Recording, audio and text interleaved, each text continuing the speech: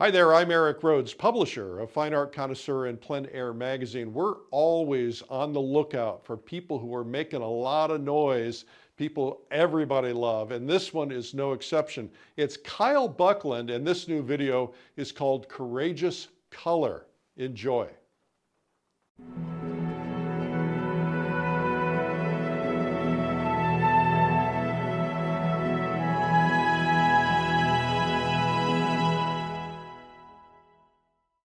All right, now comes the fun part. Let's actually start pushing some paint around on this canvas. So we talked a little bit about color, a language for color. We looked at examples of different types of landscapes and analyzed the color combinations in them. When enlarging a study in the studio, we have a little bit more time. When you're out there on location, if you do plein air painting, you'll know you have to paint very quickly, especially with a scene like this.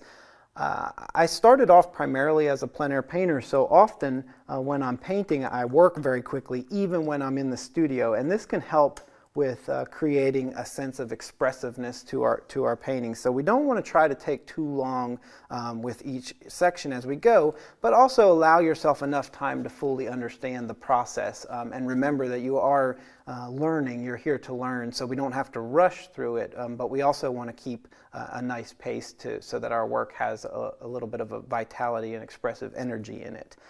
So one of the first things that I do when looking at a scene is I try to establish very quickly the dark and light patterns. And this can be done with a process that a lot of artists, including myself, call laying in the painting. And so what that means is we're going to lay in our darks. Usually I'll start with a little bit of a line. Now I'm not going to fill this all in like I'm drawing a coloring book and color in between the lines, but I do want to give myself a sense of where the shapes go. So we're going to mix up a nice medium dark here using cadmium red light and ultramarine blue.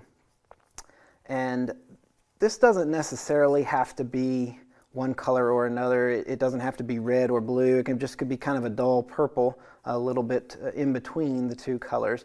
But we want it to be fairly dark, something that we can really see on the canvas itself. And we can look here on the study. We have this row of trees that comes across the foreground in a big shadow, and then there's a little pond right at the bottom of the trees. So I want to start placing my big dark shapes where they go, but I want to try to keep them simple. So we're going to go ahead and draw in the shape of this shadow, but instead of delineating where the shadow is and where the trees are, I really just want to mass those shapes together. So we can start to think of it as one big dark shape. And we're going to come down over into this corner right here, and then we've got a shadow that kind of shoots up at an angle back here, and then a few more ridges. So what we're going to do, and you see here that I'm not, again, this is not going to be a complete drawing. This is almost just a map for me to look at where these different shapes are in the painting. So I want to go ahead, now that I've established this, where these foreground trees are, I want to establish where this distant hill is. So we want to leave enough room for our sky. We just want to come across right here. So we're dividing the canvas up into big shapes, almost like a poster. If you think of a poster and how it's designed into these big, bold shapes. The bigger and bolder our shapes are at this stage, the more impact our painting is going to have at the later stages. So we've got this little shadow here in the background, and just a little bit of delineation back here to kind of show where that ridge is. So that's pretty much all the drawing that I'm going to do on the canvas. And so this is just like a number 4 or a number 6 flat bristle brush, just something to hold enough paint to get the line on there. But we don't have to get in there and draw every detail. We have to really work on stopping our mind from wanting to put in details. And one of the best ways to do that is to use a large brush in the beginning when we're massing in our dark shapes. So what we're going to do is take a big number 12 flat bristle brush here, and we're going to use this to mass in our dark shapes. So we're going to be dipping down into our medium. In these beginning stages, we want to use plenty of medium, and we're going to be mixing some transparent darks. So we don't want to just use, black, because what that's going to do is make a very dull dark. We want to use some colorful darks, because this is a video talking about using expressive color. We want to use these nice, rich, dark colors that lend themselves to an expressive, colorful approach. So I'm using cadmium red light here and ultramarine blue. Really the same mixture that I used to make the purple when we drew in the initial lines. And we're going to start and just really start massing in these darks. And that's just a little bit too cool. So don't be afraid to make a mistake when you're mixing. One of the great things about oil paint is we can come back and remix a color and lay it in right over top as we go. Now, we want to work to get this tone right, and once we get it correct, we want to go ahead and mass in this big dark shape with this tone. So you can see it leans a little bit towards cadmium red. It's got a little bit of a warm purple quality to it. And it's not opaque, so we'll say mixing colorful transparent darks. What we're talking about here is we're allowing that light to pass through this transparent color, bounce off of the white canvas, and then come back into our eye. So if the paint is too thick, we're going to lose that beautiful transparency.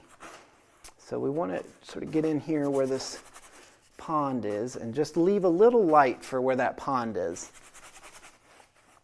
Again, like I said, this is not a detailed drawing. This is really just a map for us to know where our big shapes are in the painting. Now see how I'm shifting this color. So even though we have a big dark value that's very similar, we're shifting the hue and the temperature. So we're getting it to be a little bit more blue over here where the shadow extends out into the field around the pond.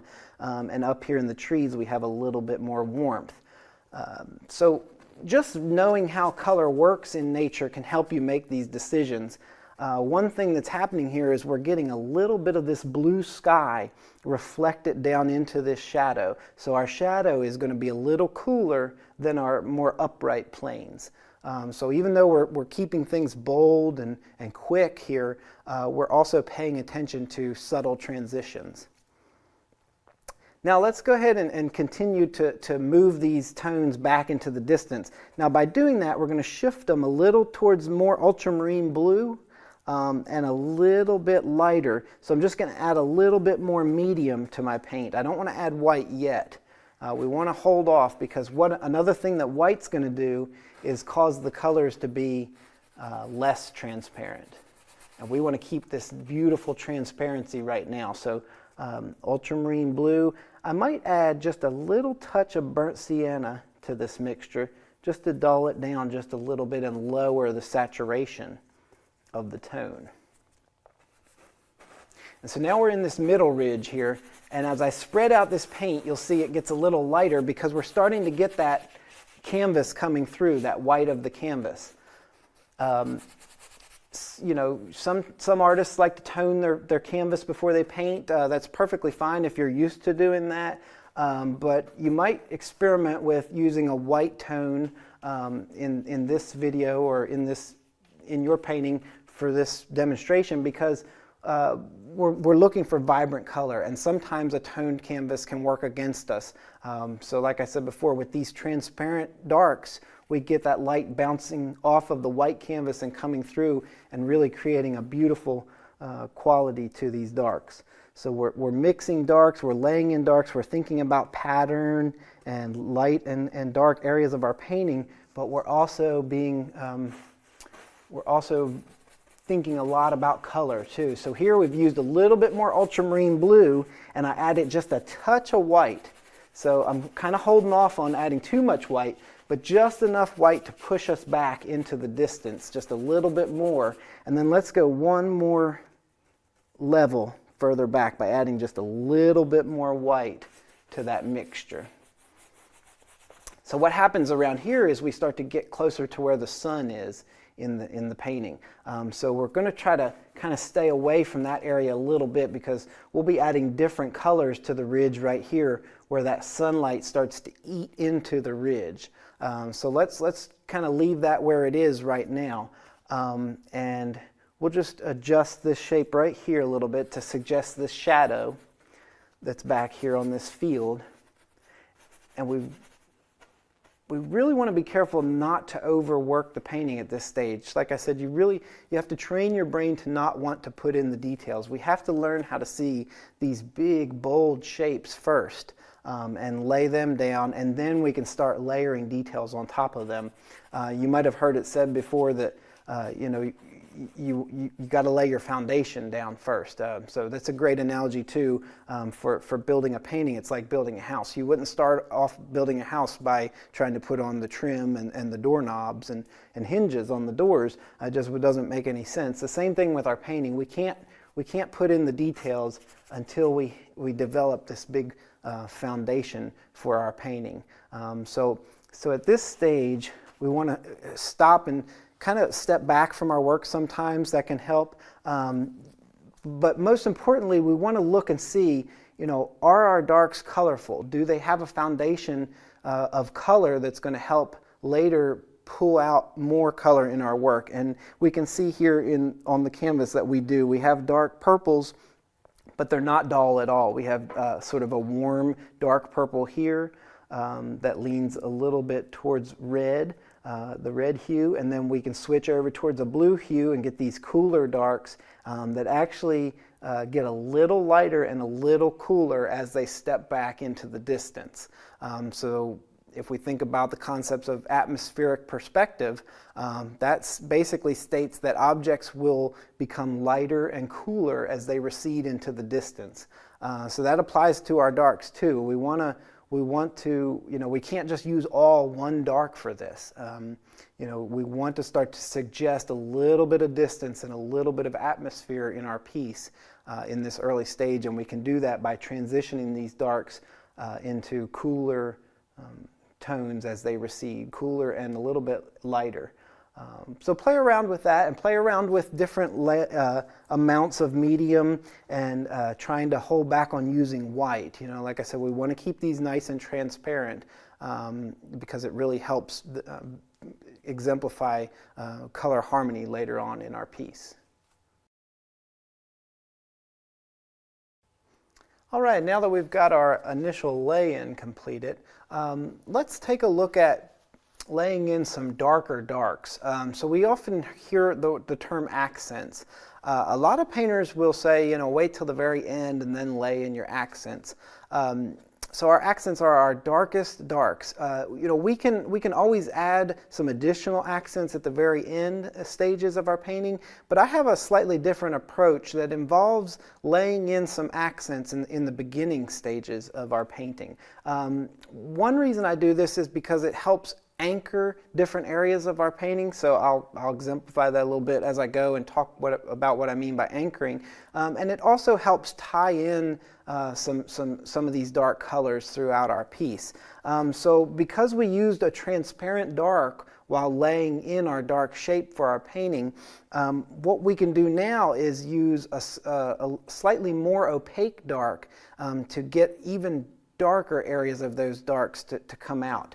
So what we're going to be doing is switching to a slightly smaller brush. This is probably this is a number 6 here, flat brush, and we're going to mix up some very nice rich darks. Now to do this, I'm going to use the same 2 colors. So we're not using a lot of different colors yet, but cadmium red light and ultramarine blue deep, and I'm going to use a little less medium. We'll still get a little bit of medium in there just to help the paint flow, but we don't want so much that it's transparent. We want it to be a little bit more opaque, so we can see that quality there where it's starting to get a little bit more thick and opaque on the paintbrush. And then when we put it over here on the canvas, what we see is we get these nice rich dark areas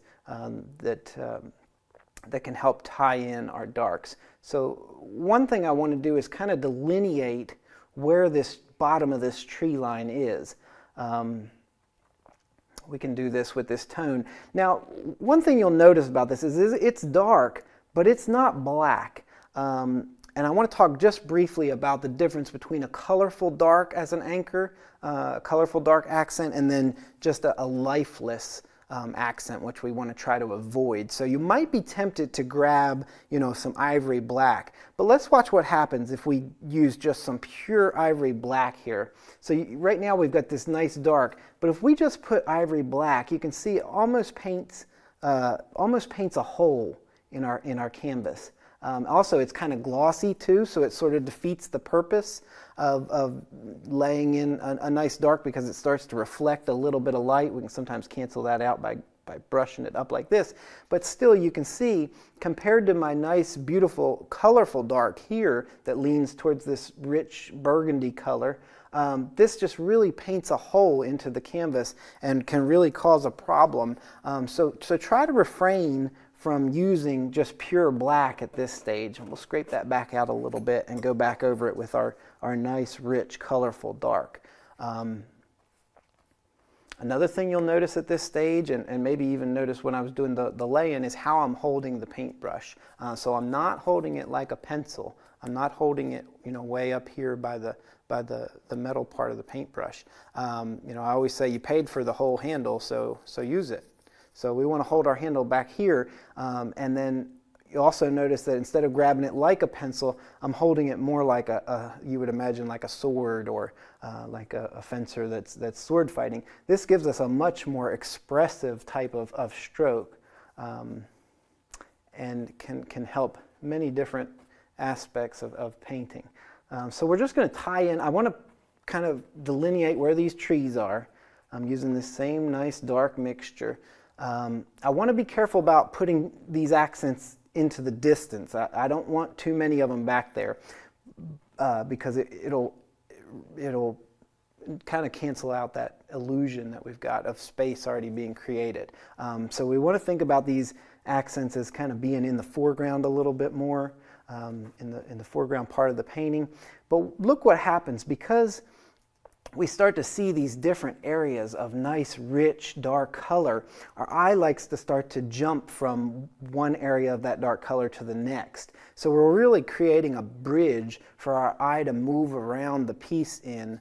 And I think of this almost as a rhythm, a rhythmic color.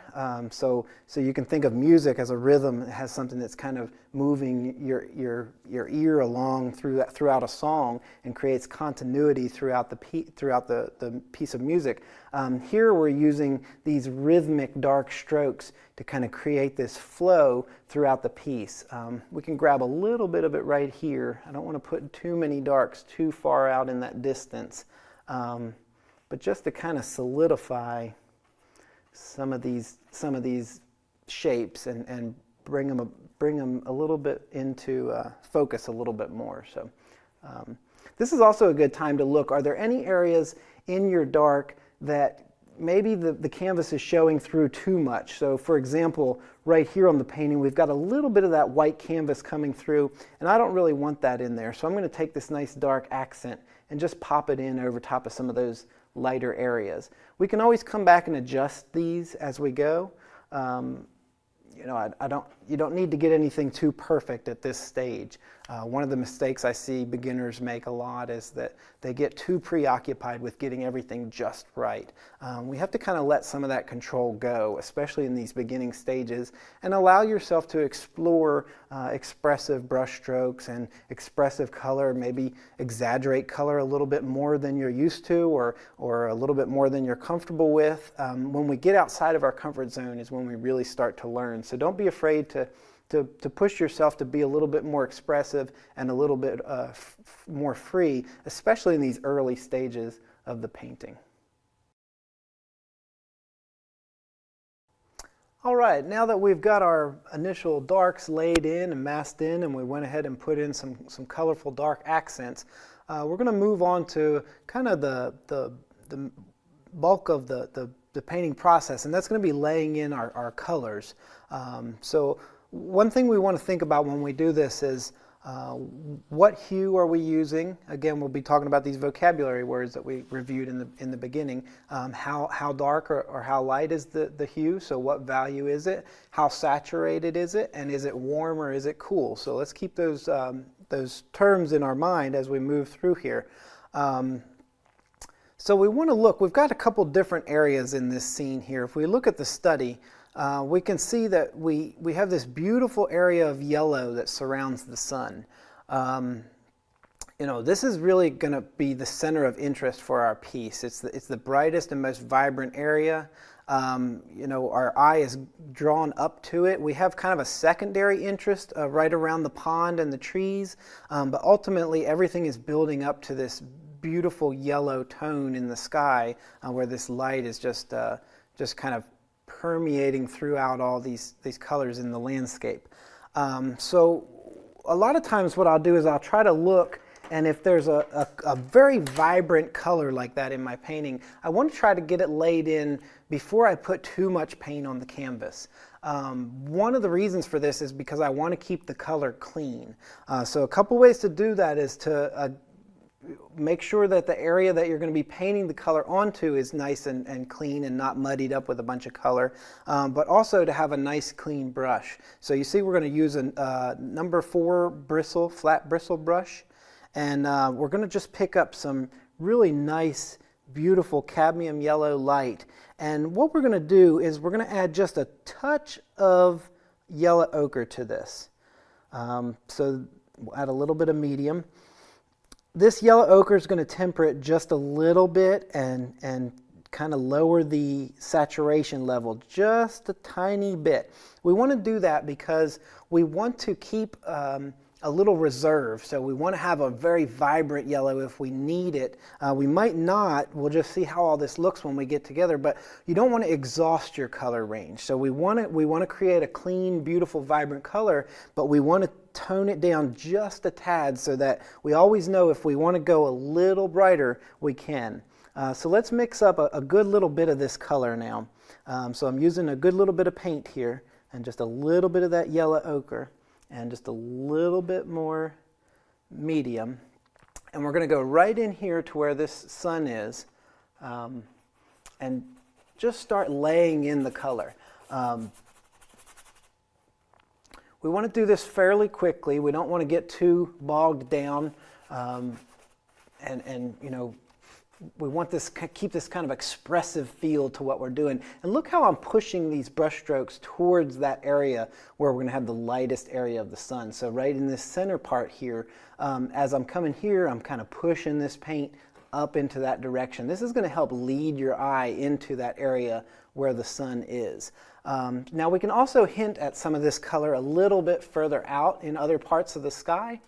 One thing I want you to notice is that a lot of times I'll lay in a warm tone and then bring cool tones over top of it. So it's just something that happens when you're painting. You'll notice that if you lay in a cool tone first and then you start to put warm tones over top of it, it can go gray on you really quickly. For some reason, it's a lot easier to cool a warm tone than it is to warm a cool. So we want to go ahead and get some of these warmer tones in our sky here. We can shift this yellow just a little bit towards red by adding a little cadmium red light. And it's going to create a nice orange. And we want to, again, tone down this orange just a little bit. Now remember we talked about how complementary colors behave. So we know that if we add just a touch of blue to this orange, and not very much at all, just the tiniest little touch of ultramarine blue here into this orange, it's going to tone it down just a little bit.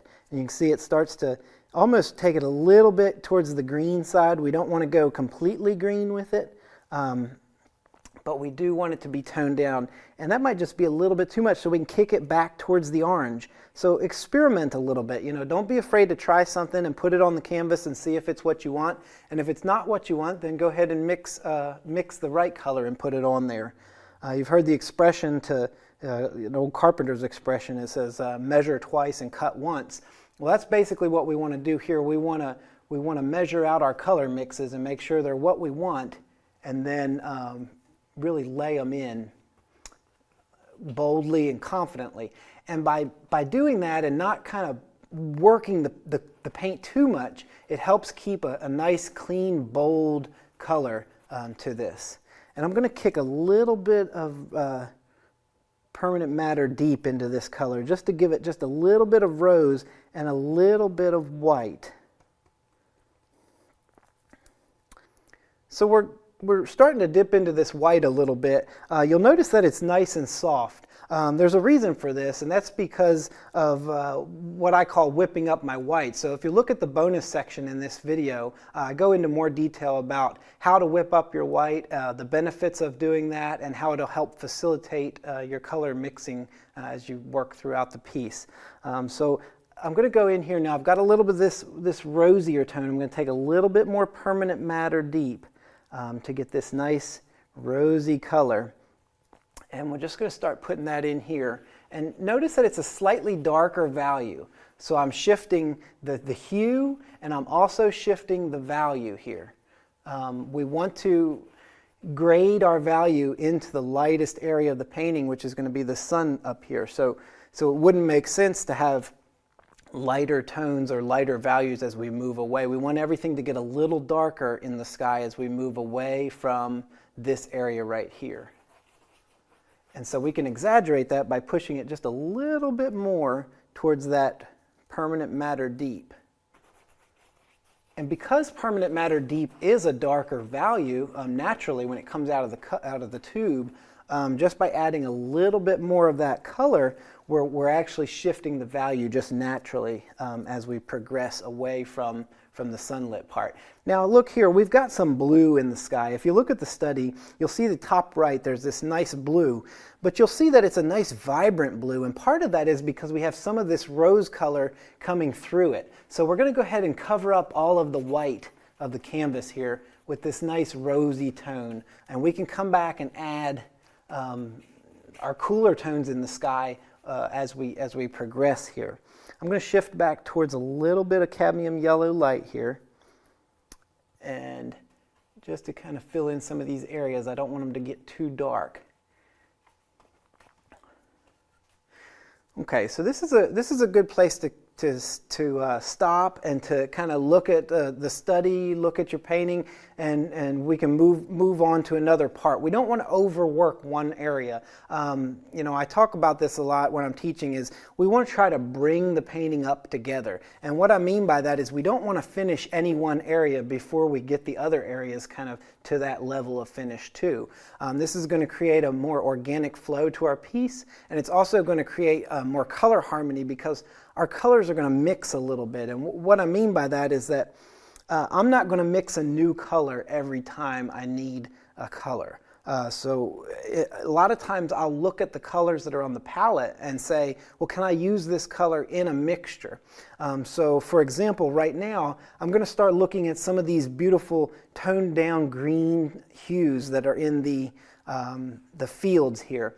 And in order to mix them, I'm going to be using the yellow that's already on the palette. So this is just something that naturally happens when you paint quickly, but it also helps get a little bit of each color into all your mixtures, which creates a nice harmonious feel to the color. So let's take a look at these areas. And you could think of these as negative shapes because they're the areas that we left when we painted our big dark area in. So if these dark shapes are positive shapes, these negative shapes or these lighter areas are negative shapes. So let's go ahead and mix up a nice color for these tones in the grass.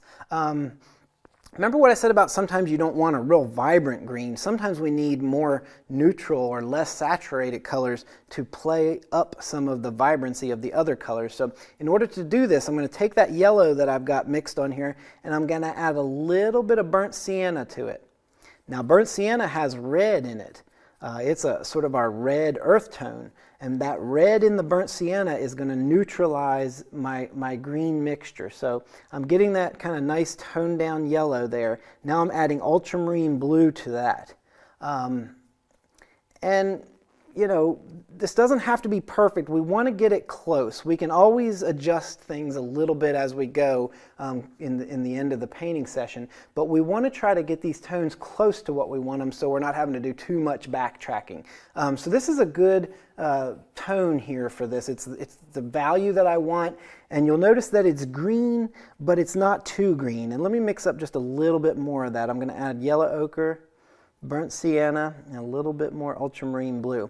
Now make sure when you mix up these colors that you're mixing up enough, because what you don't want to do is have, you mix this tone and then you have to come back and remix it, and it's just not the right tone anymore, and you can have a hard time getting a match, especially when you're first starting painting and you're learning about your palette. Make sure you're putting out enough color and that you're making enough of the one color that you need to move it around to different parts of the painting without having to go back and remix it again. So one thing that can be helpful for doing that is making sure you have enough paint out on your palette. If you don't put enough paint out on your palette, you're going to be afraid and you're going to start skimping and not wanting to use enough paint on the painting. We really want to make sure we have enough. That's why we have these large blobs of paint out. So I always say squeeze out twice as much as you think you need and then use it all. So we're going to darken this. If we look at the study and we look at this middle ground field, as it passes behind those trees, there's a section that gets a little darker. And that's right over kind of to the left of center where that field pops through those trees.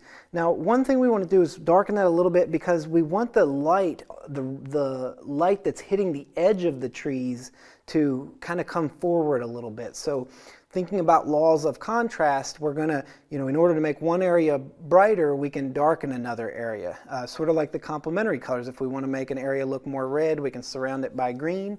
We're going to do the same thing here with value. So I just added a little bit of burnt sienna to my mixture that I already had. And that deep, dark quality of the burnt sienna really darkened that value just perfectly.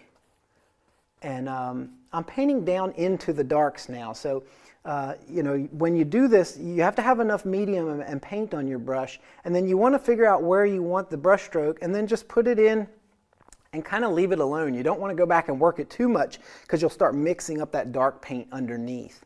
Don't, I always say, take your time when you're mixing colors and then, try to figure out exactly where you need it and then put it on the canvas. So let's add a little bit more ultramarine blue to this color. And that's going to cool it off. So we're moving more towards the cool realm. We also got a little bit of titanium white in there, which is going to lighten the color just a little bit.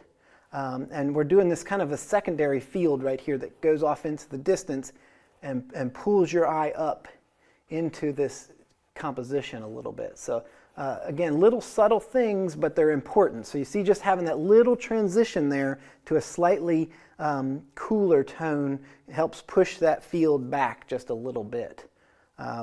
Now while we've got these colors on our brush, let's go ahead and address some of these foreground greens. Now we have a kind of a variation in the foreground of some shadow and sunlight.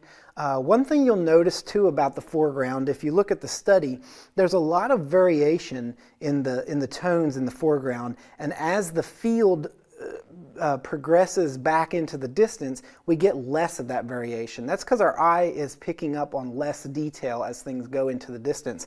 So that's going to be another important part of this to create depth. But another thing you'll notice is there's little bits of pure color in the foreground too. So how we want to address that is I'm going to mix up sort of a neutral, not completely neutral, but a little bit more neutral green than what I eventually want. And so I'm using ultramarine blue, cadmium yellow light, and look at this, I'm going to go right back into that same mixture. So again, I'm not mixing new colors as much as I'm just kind of augmenting the colors that are here when I'm mixing with these greens. Now we've got a real vibrant green, so let's tone that down with a little bit of burnt sienna and a little bit of cadmium red light. And you'll learn to figure out which complementary colors to use, because I know you're thinking, okay, well he's using complementary colors, but he's got burnt sienna and permanent matter deep and cadmium red light. You know, I can't tell you which one specifically to use in every situation. It's going to be a little bit different, but I guarantee you that if you continue to paint and you continue to practice and put paint out on the palette and push it around and do different mixtures with it, you'll eventually figure out which colors you want to use to create the different levels of saturation. But really you can experiment. So like right now, you know, I could use all three. I could use a little bit of burnt sienna, a little bit of permanent matter, a little bit of cadmium red, and let's see what that does. And we can see there it's turning it into a nice, beautiful kind of toned down green. And we want to warm it up just a little bit. So let's just add a little bit of yellow ochre to that, a little bit of medium. Now we're starting to really get some nice texture here on the palette. You can start to see that paint's getting thicker. That's what we want. We want to brush this paint out like this, and then you'll see me, I'll twist my brush a lot of times. So I twist it, and that gets that paint into a little pile. It squeezes all the paint off of the paintbrush, and then I scoop it up. So what we end up with is a nice thick blob of paint on the end of the brush there. And that's what we're going to be painting with. So we're pushing paint around. You can almost think of it at this stage like you kind of want a layer of paint between your brush and your linen. And that's going to help create texture, pull that area forward a little bit. And we can add some more vibrant greens to this, but we're kind of laying down this slightly neutralized version of what the color that we actually want there. And then we can push the vibrancy a little bit more as we progress. And let's go ahead and mix up. So I'm going to dip into this phthalo blue a little bit. Phthalo blue is a very powerful color. You can see how quickly it changed to that green. So when you use it, make sure you're using it sparingly. You know, sometimes when I teach, especially you know, people who are very much beginners, sometimes I won't even put that color out. But I think, you know, it's probably worth having just to experiment with. Just be very careful that you don't use too much of it, because it can really turn a whole pile of yellow completely into a blue green, and then you have to do a lot to kind of get it back to where you want it. But it's great for darkening the value of a green and adding a cooler quality to it. So that's what we're wanting right now. I'm wanting to introduce some shadowed areas into this foreground. So if we think of shadows are a little bit cooler and a little bit darker, so that phthalo blue really kind of does the trick for both the changing the value and also shifting that temperature a little bit. And you can already start to see that just having that little bit of variation in those greens and some more vibrant greens is starting to pull this area forward. Now watch this, we can even pull it forward even more by now mixing up a very vibrant green using cadmium yellow light and yellow ochre.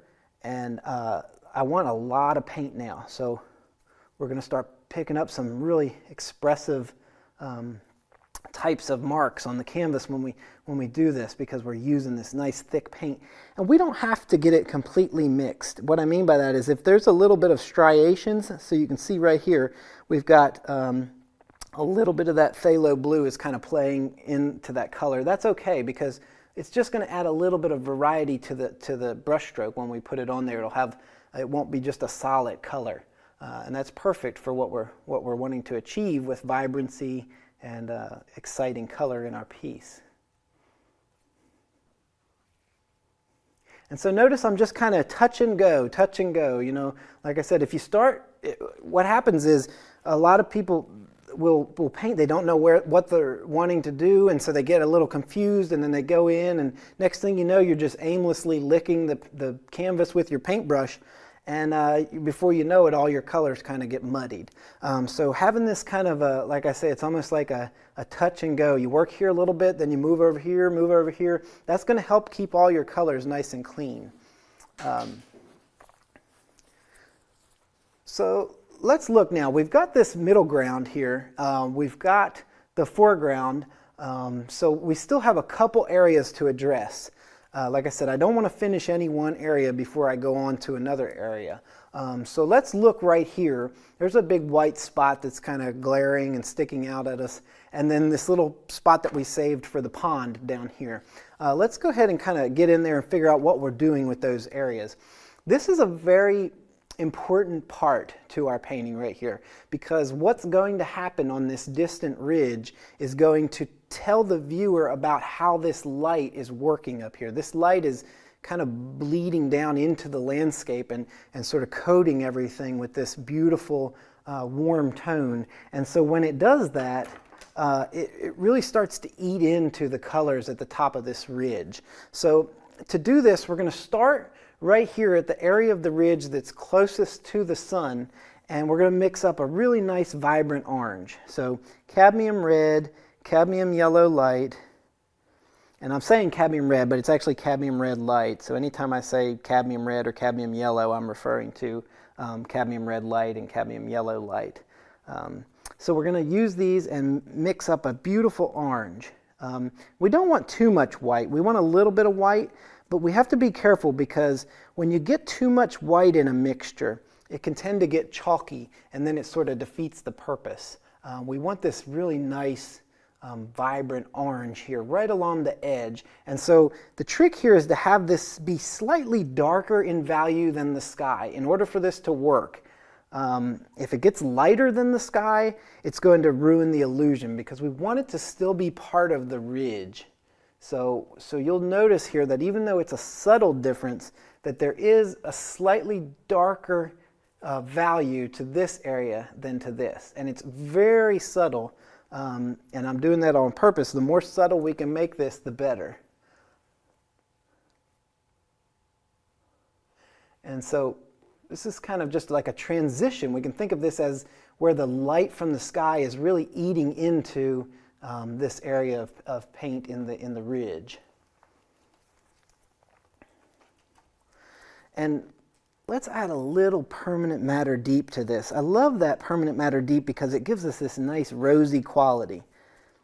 And a little bit more white, but not too much white. I can't stress that enough. And I'll tell you a quick story while I lay this in. When I first started painting, I loved French Impressionism. I was obsessed with it. I would go to the museums and I'd look at Monet paintings and I'd say, man, his paintings are just dripping with sunlight. And I couldn't figure out how he did it, so I kept adding more white to my paint, because I thought, well, I'm going to make them lighter, make the colors lighter. I just got to add more white.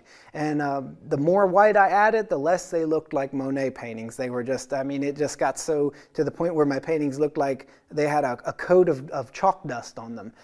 It wasn't until I realized later on about the importance of color saturation and about how to lighten a color by using another color that I really started to grasp some of these concepts. So remember that when you're going to lighten a tone, if you can use another color, for example, if we want to lighten this, we can add a little bit of cadmium yellow light to it to lighten it just a little bit rather than adding white to it.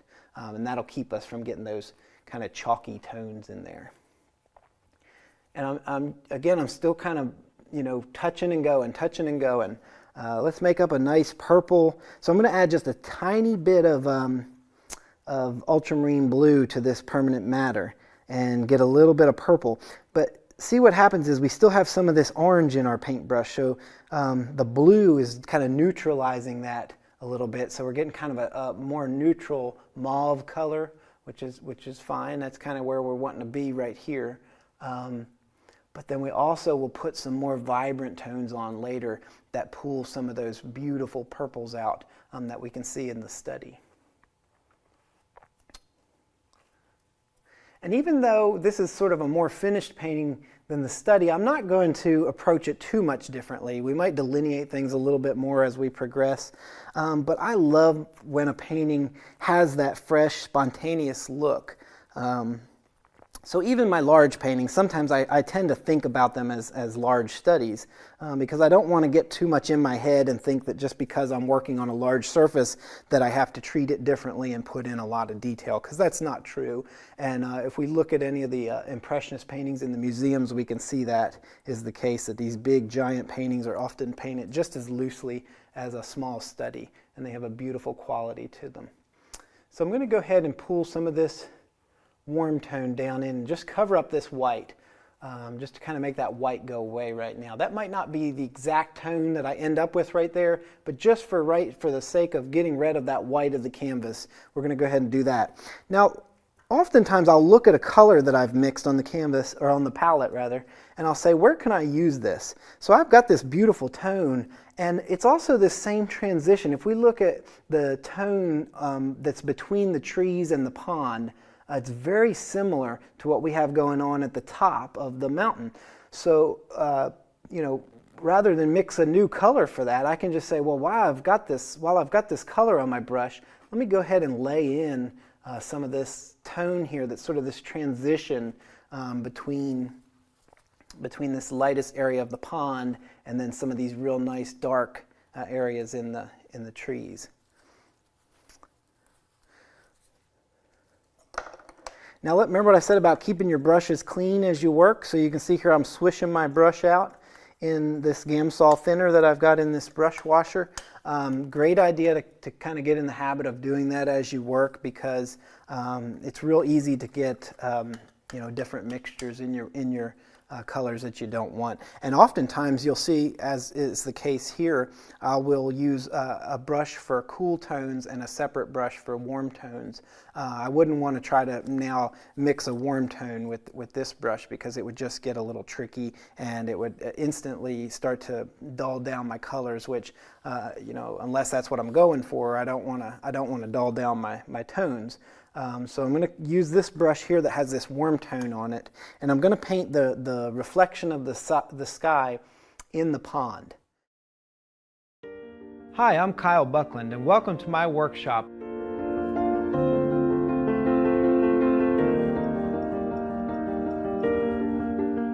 In this workshop, we will be looking at some concrete ways to improve your color mixing, and also ways to create instantaneous color harmony throughout your painting.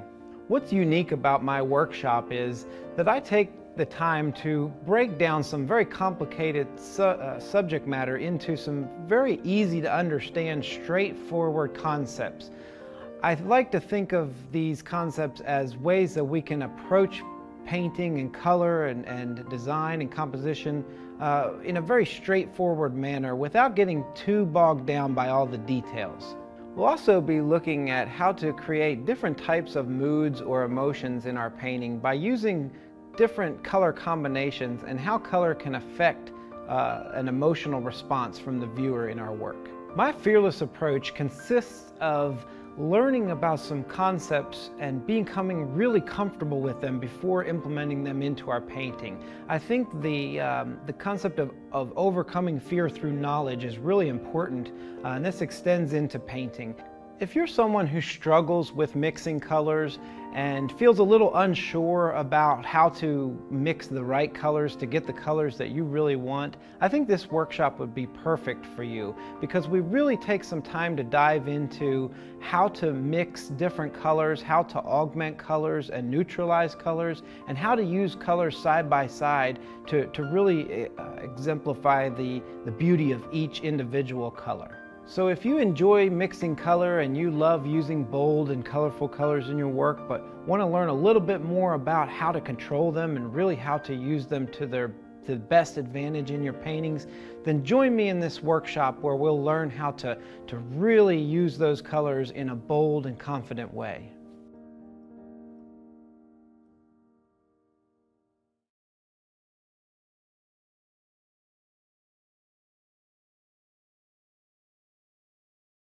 Well, that is Courageous Color with Kyle Buckland, and you can learn more about the video at Streamline.Art. And remember, we have discount codes for you when you're watching today only up in the comments section. Make sure to take advantage of that. Now let's get right to the interview with Kyle Buckland.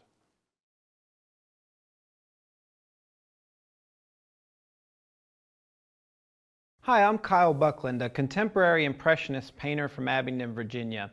I was originally born in Wilmington, Delaware, but moved to Abingdon, Virginia around the age of 12. Shortly after moving to Virginia, I became really interested in painting, and especially landscape painting. I was really drawn to the beautiful vistas that I had in southwestern Virginia of the Blue Ridge Mountains, and they really beckoned me to come out and to paint and to bring my paints out into the field. So I started painting really young. I was about 15, and I would take my easel out on location and paint these farms and scenes, and really fell in love with art at an early age. After high school, I worked for a short period of time as a scenic artist at a theater, working with set design and doing scenic painting and painting backdrops. But I still felt like something was missing. I would get home from work and I really wanted to create my own artwork, but was just too tired. So in about 2008, 2009, I made the decision to paint full-time, and I put forth all of my efforts into painting and getting into galleries and going out and visiting different museums and just really trying to get as much exposure to the art world as I could. And I really just felt like I had found my calling, and I've been painting for over 20 years now, and it's really my biggest passion. It's one of the first things that I think of when I wake up, and one of the last things I think of before I go to sleep. I just love doing it. It brings me so much joy, and I'm also a passionate teacher of painting. For me, it's equally important to not only have the knowledge, but to be able to share the knowledge and to be able to inspire others with my art and with my in art instruction. I've always been around art ever since I was really young. My father's also an artist. He leans a little bit towards more of an abstract style of painting. So I was exposed to a lot of abstract and modern art at a very early age. But we also had a lot of art books around the house. So my dad was not only just interested in modern art, but he also had a love of Impressionism and all things Impressionism. So French Impressionism, American Impressionism, British Impressionism. We really had lots of books on Impressionism and landscape painting. And I have so many wonderful memories of going and visiting museums. We were really close to Philadelphia, where I was born in Wilmington, Delaware, so we would take some time to go over to Philadelphia and go to the Philadelphia Museum of Art. And at about the age of 15 or 16 is when I started to paint Impressionist paintings. I really started to get drawn to the Impressionist galleries at the museums. And I can even remember my dad saying to me, you know, oh, we're going to go over and look at the modern wing. Do you want to come with us? And I'd say, no, I just want to stay here and really just kind of chill out with Monet and Renoir and the Impressionists. And so really from a very early age, I had a lot of exposure to art and to art books. And it really had a wonderful impact on me, because I learned that, you know, I could get out there and create these beautiful paintings and bring joy to others when they were seeing what I was doing. And it just really made me feel excited to pursue a profession in the arts and to try to emulate some of these artists that I've admired since I was very young. So I think my biggest aha moment in life, as far as it relates to art, would have to be when I discovered the paintings of John Singer Sargent. So I had really been getting into Impressionism at an early age and really studying Monet, and I was struggling to get my paintings to become vibrant enough or to become luminous enough. And I would you know, go and look at the Monet paintings, and I try to get my paintings to look like them, and I couldn't.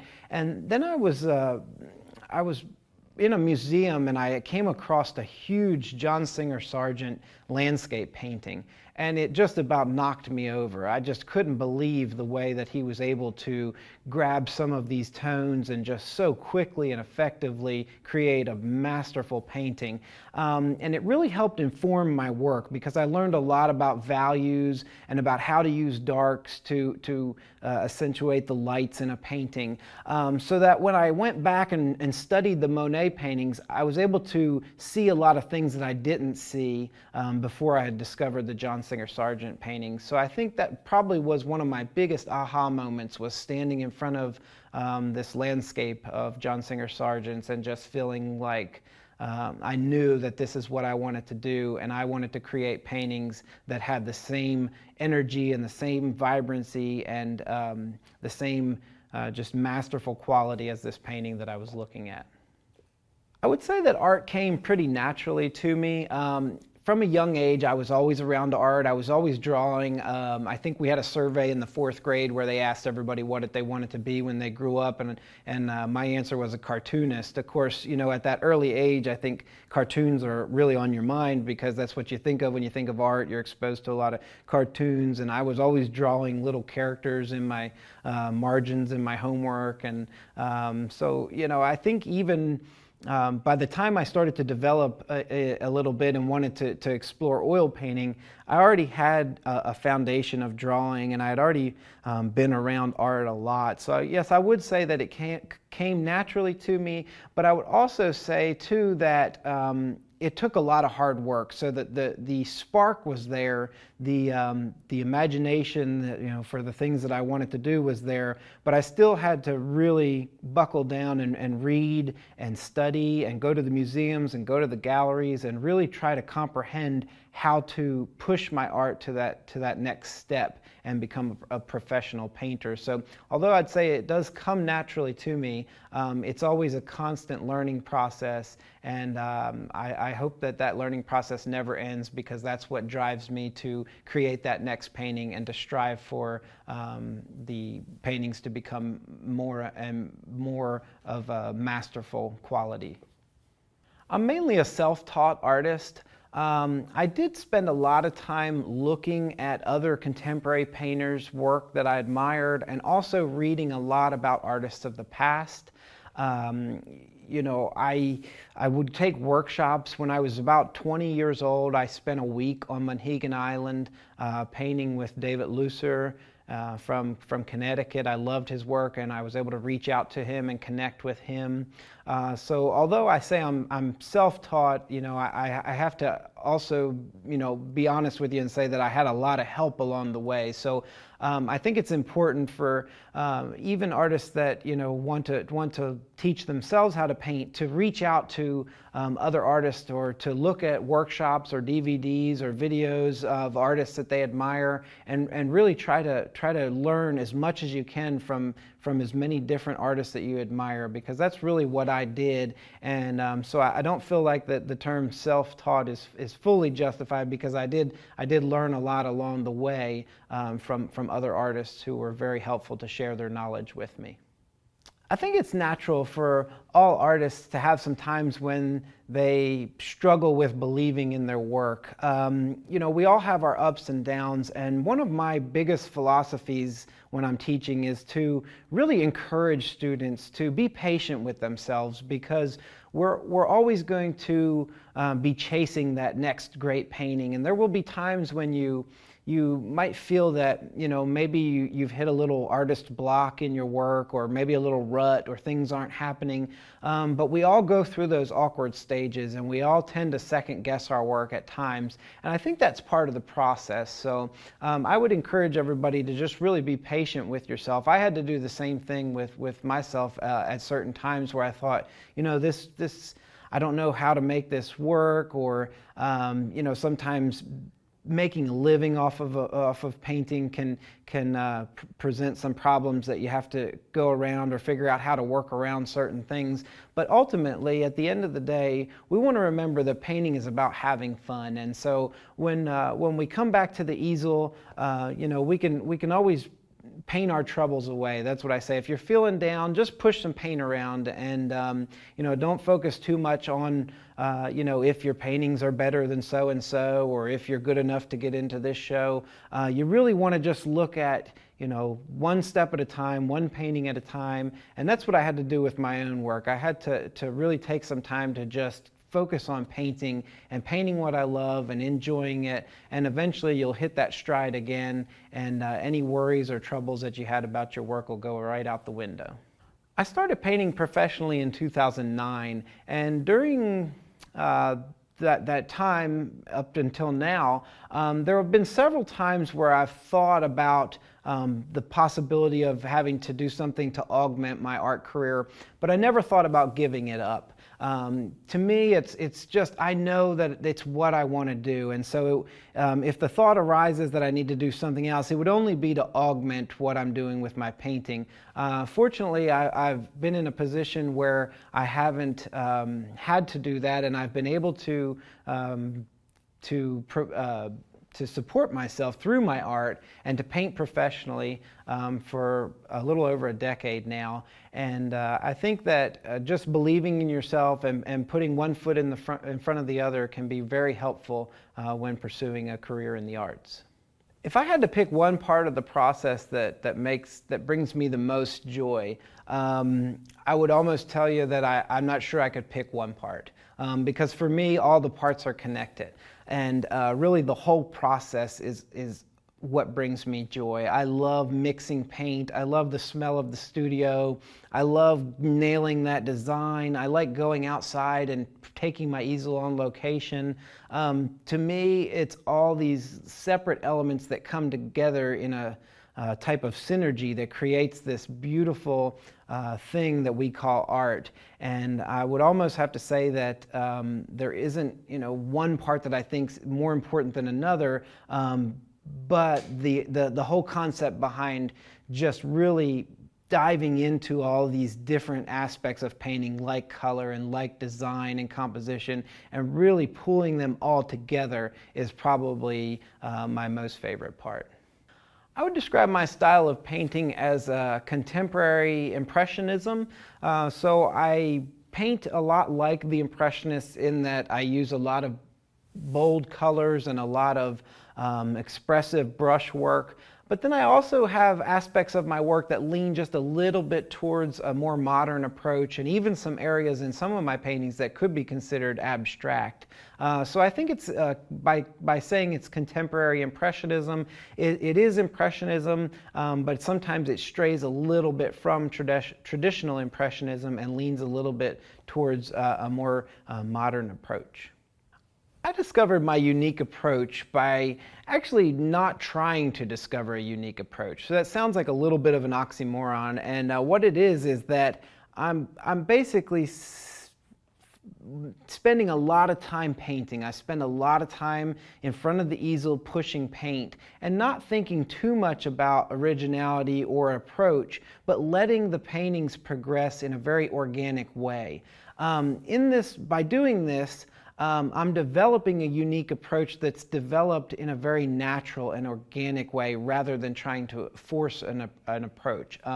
So really through experience, through taking the time to put in the work, I think that can help you develop a unique approach. I know it helped me develop it because I wanted to try to simplify things, and if I tried to do that just by making some very quick decisions on how to simplify it, it wouldn't work. So really the unique approach that I have to painting and also to teaching comes from experience. It comes from taking the time to be in the studio or to be out in the fields and to really learn from the process itself.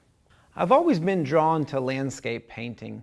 I try not to pigeonhole myself into just painting landscapes, but I ultimately always return to painting landscapes. So although I do paint still life and figure paintings, probably the majority of my paintings are going to be paintings of landscapes. And I think that might have something to do with the fact that when I was really young, I lived in a city in Wilmington, Delaware, but I had family that lived out in the Blue Ridge Mountains of Virginia. And once a year during the summer, we would take a week and drive out to Virginia and spend some time with my family. And we would go hiking and playing in the creek. And I just remember hiking up to these beautiful overlooks and looking out over the Blue Ridge Mountains and just having a feeling of just amazement at how much beauty is out there and how beautiful the landscape can be. And I don't think I ever lost that fascination. So every day when I wake up now in Virginia, or no matter where I'm at, I get to go outside and really appreciate how beautiful the world is. And I feel like it's my job as an artist to convey that beauty to others and to preserve it on canvas for years to come. So I think that's really why I'm drawn mostly to landscape painting. I would have to say that my most favorite part about painting landscapes is getting to go outside and really immerse myself in the landscape itself. So taking paintings out and painting in plein air, on location, setting up. I love painting large. I love being out there and feeling the sun on my face and hearing the sounds of the birds and the wind in the trees and being able to incorporate that all into my painting. My least favorite part about painting the landscape is almost the exact same answer, probably going outside and painting the landscape. So it's kind of funny because there are some things that are challenging about it, but it really is kind of a love-hate relationship. So I can't say that there is like a part of landscape painting that I just actually absolutely despise, because that would be a lie. I really love almost every part of it, but that's not to say that there aren't some challenges that can become a little bit of a hindrance when you're outdoors and the elements aren't working with you. Maybe there's a wind that's coming along and trying to blow your canvas off the easel, or you've set up near a swamp and the mosquitoes have decided to take over and just have a feast on you while you're painting. So you know, it's really funny that I could have the same answer to two different questions: what's my favorite part of painting landscapes and what's my least favorite part, because it really shows you that love-hate relationship. You know, we're driven to do something that might not be easy or might not be our most favorite thing to do, but that feeling of finishing a painting and bringing it back from outside and knowing that you've captured that essence of the scene on canvas is really, there's nothing like that, and that's one of my most favorite parts of it. The best way that I've found to find my ideal subject is to take some time before I set up and paint and really get to know the landscape a little bit. Oftentimes I'll drive by a scene several different times before I decide that I want to paint it, and a lot of times I'll actually go out and hike around just a little bit and look at the scene from different angles. But ultimately it comes down to something that inspires me, something that I want to be able to tell a story about. So when I look at the landscape, I ask myself this question: what story do I want to tell about this landscape? And then as soon as I can answer that question, it allows me to have a clear picture in my mind about how I want the painting to progress. I don't think it would be wise to try to tell a story without knowing what the story's about. And the same goes for a painting. We have to know what we're painting about before we start painting. So lately I've really been exploring the concepts of painting larger and larger paintings on location. I have what's called a Gloucester easel, which is an easel that was used in Gloucester, Massachusetts in the early part of the 20th century when artists were going out and painting in high winds and all different sorts of conditions, and it allowed them to paint very large because it has a very wide footprint and it's very stable. This allows me to take very large canvases all the way up to 4 foot by 6 foot outside on location. And so by having this ability, I've really been trying to push the limits of plein air painting and really see how large I can work outside and how to create some really monumental pieces on location that, you know, when you look at them, you might think, oh, this is something that somebody did, you know, in a studio, but not actually. When you really get down to it, it was painted on location. I think one of the best ways to keep yourself inspired is to really enjoy the process of painting and to not have too many preconceived notions about what you're going to do when you go up to the easel, and you just want to pour your heart out and have a lot of fun and push paint around, and then you do something and a lot of times you amaze yourself at what you did. Now if we practice hard enough and if we learn the basic concepts through workshops and instructional videos about how to apply this knowledge to painting, we'll often want to continue to paint just to see what we do. I feel that a lot in my own work. I'm often surprising myself by the next painting, and I work really hard to ensure that my paintings meet a certain standard and that they are up to par with some standards that I have for myself. And so I get excited and inspired just by the act of going to paint, literally squeezing out the paint, the smell of the paint, the feel of the brushes in my hand, the way the canvas feels when you stretch it, just all of these elements help to inspire me. And then I continually stay inspired by the work itself, by the excitement when I go to paint about what might happen next. I'd just like to say to everyone that remember to have fun. I think it's really at the heart of what we do. I mean, we want to progress and we want to learn and we want to take some time to understand these concepts. But most importantly, we want to really just let loose and enjoy ourselves when we're painting.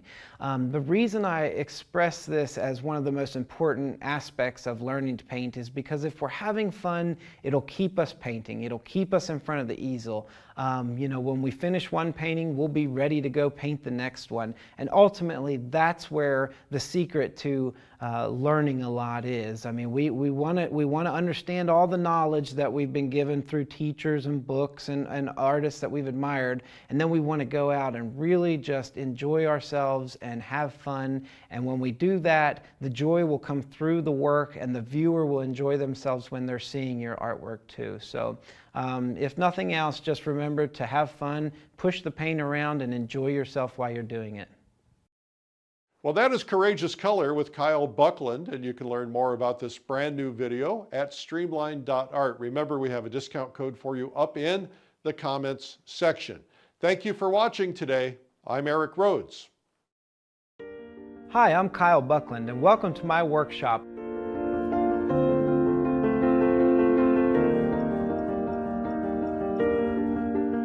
In this workshop, we will be looking at some concrete ways to improve your color mixing and also ways to create instantaneous color harmony throughout your painting.